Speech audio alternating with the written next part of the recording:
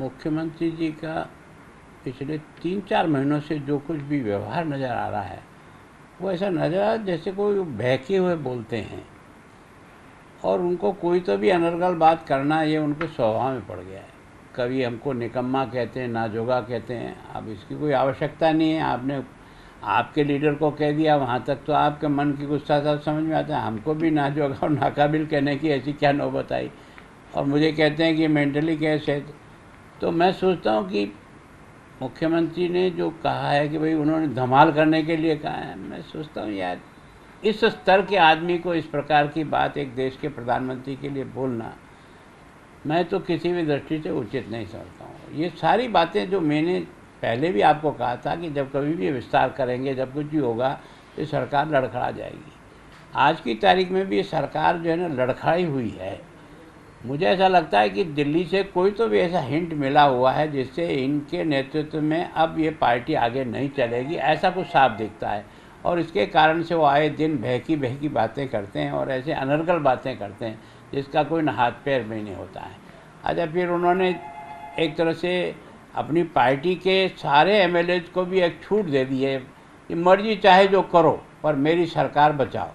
और जिस प्रकार से लूटखोरी हो रही है, और मुझे सबसे बड़ा दुख तब हुआ, एक कलेक्टर, दो कलेक्टर, इतने कलेक्टर और एसपी पकड़े जाएं और बंदी लेते हुए पकड़े जाएं, और सरकार के मुखिया को इतने भी कोई सूचना नहीं दे कि कौन कलेक्टर कैसा काम करा। तो ये तो राज नहीं चल रहा है, ये तो एक तरह से राज का मखौल हो रहा है।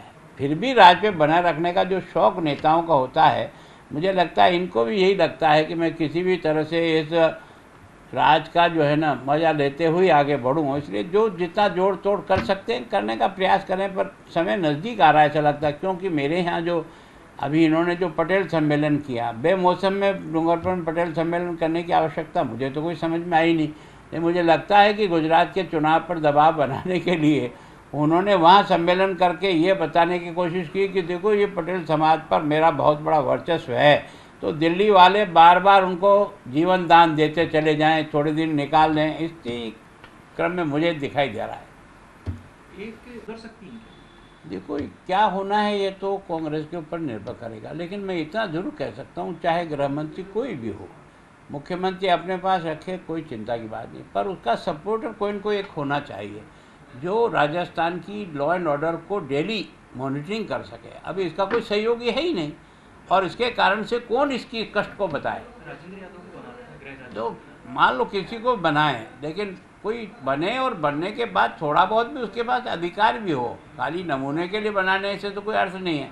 तो मैं सोचता हूँ कि गृह मंत्री जी का इस्तीफा से बढ़िया यह है कि इस मुख्यमंत्री से इस्तीफा ले लो। इस समय जो पिछले 2 महीनों में जिस प्रकार का भी राजस्थान का जो सांप्रदायिक सौहार्द बिगड़ा है, और जिस ढंग से पूरा का पूरा राज्य जो है ना एक तरह से आग के ढेरे पर आ गया है, ऐसे समय में लगता है कि जितना जल्दी इनको यहाँ से रुखसत मिले, ये इनकी पार्टी जो कुछ भी तय करी जल्दी तय करे, तो थोड़ा राजस्थान की जनता को शांति और संतोष मिलेगा। आपको लग रहा है कि परसेंट लग रहा है। बाकी इसी बहकी बहकी बातें, मैंने भी इनको पहले भी 2 बार मुख्यमंत्री के रूप में देखा है, मैं भी रहा हूँ विधानसभा में।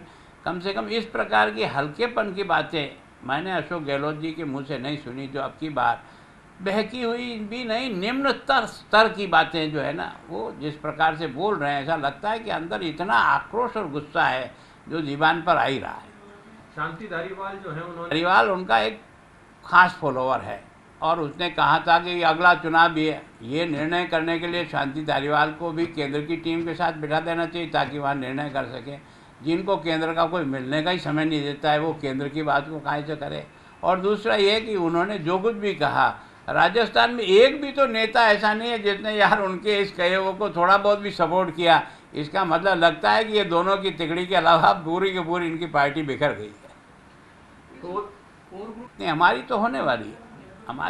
हमारी कोर ग्रुप की बैठक शायद इसी महीने में, जो मई के महीने में होना लगभग तय है। मैं सोचता हूँ शायद 15 तक होगी, और सामान्यतः हमको कहा हुआ है कि महीने में एक बार ज़रूर आप लोगों का मिलने का काम होना चाहिए।